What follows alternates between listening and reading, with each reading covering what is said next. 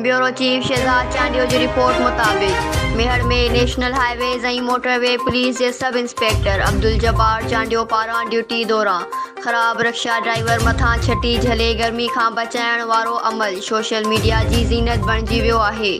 हज़ारे माण्हुनि पारां अमल जी हिमायत कई वई। ख़बर मूजिबि कंबर ज़िले सां तालुक़ रखंदड़ नौजवान अब्दुल जब्बार चांडियो जेको नेशनल हाईवेज़ ऐं मोटरवे पुलिस में पेट्रोल ऑफिस जा फ़र्ज़ सरअंजाम ॾेई रहियो आहे, जंहिंजी तस्वीर गुज़िरियल कुझु ॾींहं खां फेसबुक ऐं ट्विटर समेत ॿियनि सोशल मीडिया नेटवर्कनि ते तमामु घणी वायरल थी रही आहे। तस्वीर में अब्दुल जब्बार चांडियो पंहिंजी गाॾीअ मां लही शदीद गर्मीअ में हिकु ख़राब थियल चुमची रिक्शा जी मरम्मत कंदड़ पोरियत नौजवान खे उस खां बचाइण लाइ मथस छिटी झले बीठल नज़र अची रहियो आहे। ज़रियनि मूजिबि नेशनल हाईवेज़ ऐं मोटरवे पुलिस ऐं सीपेक समेत लातादाद पेजनि ऐं चैनलनि ते तस्वीर पोस्ट थी आहे, जंहिंखे लखे माण्हुनि ॾिठो ऐं शेयर कयो आहे। उन खां अलावा कुझु महीना अॻु दादू भरिसां माउ पीउ खां विछड़ी गुम थियल ॿारड़ी खे हिन पिणु वालदेन सां मिलायो,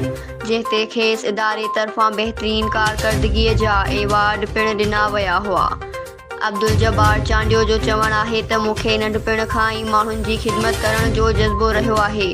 जॾहिं यूनिवर्सिटी में पढ़ंदो हुयसि त थर में ॾुकार सिटियल माण्हुनि लाइ झोली फंड ऐं संदसि हाल आहर मदद कई। मूंखे जिथे बि को माण्हू कंहिं मसइले में मुब्तला नज़र ईंदो आहे त पंहिंजा समूरा कम छॾे पहिरीं उन जी मदद कंदो आहियां। हुन वधीक चयो त सभिनी माण्हुनि खे हिक ॿिए जी मदद करणु घुरिजे। उन सां इंसानी हमदर्दी ऐं भाईचारे वारो माहौल पैदा थींदो। News Sindh Express news.